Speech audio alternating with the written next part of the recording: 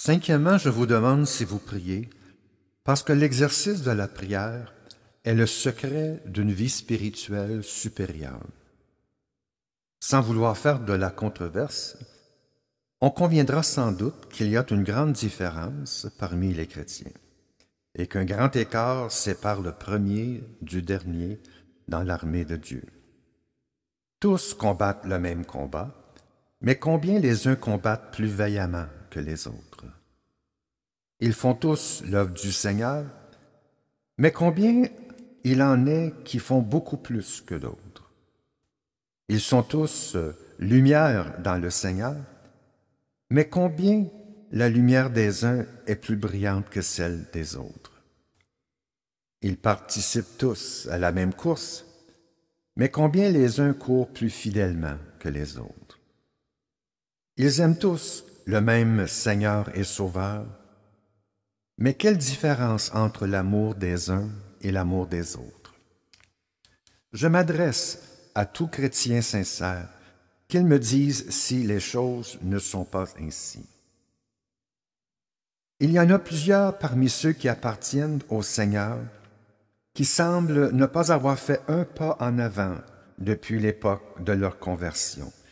Ils sont nés de nouveau, mais ils restent à l'état d'enfance toute leur vie. Par contre, il y en a d'autres parmi les enfants de Dieu qui semblent marcher toujours de progrès en progrès. Ils croissent comme l'herbe après la pluie. Ils combattent comme les hommes de Gédéon, fatigués, mais poursuivant toujours. Ils ajoutent constamment de nouvelles grâces aux grâces anciennes, la foi à la foi, la force à la force. Chaque fois que vous les rencontrez, leur cœur vous semble plus large et leur stature spirituelle agrandie et fortifiée. Chaque année, ils aiment plus le Seigneur. Ce sont ceux qui rendent la vie chrétienne belle et aimable aux yeux de tous. Quand vous les rencontrez, vous croyez que, semblables à Moïse, ils viennent de sortir de la présence de Dieu. Quand vous vous en séparez, vous vous sentez avoir été réchauffé par leur compagnie, et comme si votre âme avait été près d'un bon feu. Je sais que des hommes de cette espèce sont rares, mais je vous le demande, les choses ne sont-elles pas ainsi?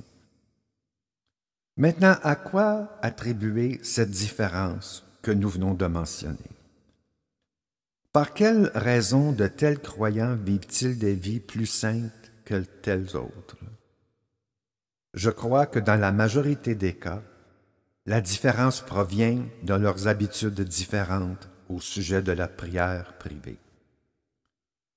Je crois que ceux qui ne sont pas hautement spirituels prient peu, et que ceux qui le sont prient beaucoup. Je présume que cette opinion étonnera quelques-uns d'entre vous.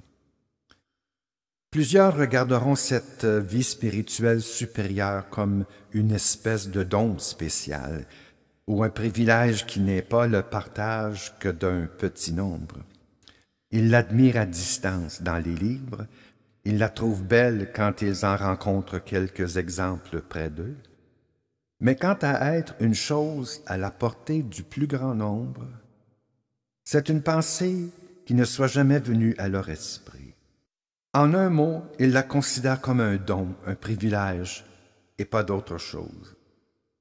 Je crois qu'il y a là une erreur des plus dangereuses. Je crois que la grandeur spirituelle, ainsi que la grandeur naturelle, dépend beaucoup plus de l'usage des moyens qui sont à la disposition de tous.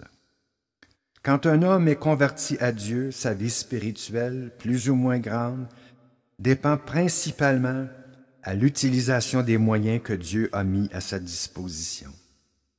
Et j'ose affirmer avec confiance que le principal moyen par lequel le plus grand nombre des chrétiens sont devenus grands dans l'Église de Christ, c'est l'habitude de la prière privée. Examinez la vie des plus éminents et des meilleurs serviteurs de Dieu, soit dans la Bible, soit ailleurs. Voyez ce qui est écrit de Moïse, de David, de Daniel, de Paul. Remarquez ce qui nous est raconté des réformateurs et des chrétiens distingués qui leur ont succédé. Observez ce qu'on rapporte de leur dévotion privée, et vous verrez qu'il n'est pas un seul de tous ces illustres saints et des martyrs qui n'ait pas possédé cette marque prédominante, savoir qu'il était un homme de prière. Ne doutez pas, la prière est une puissance. Par la prière, on obtient de nouvelles et constantes effusions du Saint-Esprit. C'est lui, le Saint-Esprit, qui commence l'œuvre de la grâce dans tout cœur d'homme. Lui seul peut la faire avancer et prospérer.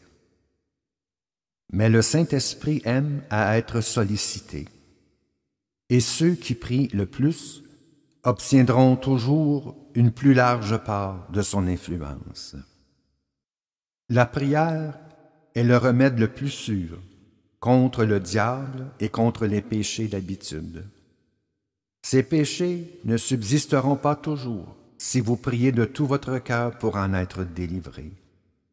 Et le diable n'aura pas longtemps domination sur vous si vous suppliez le Seigneur de le chasser.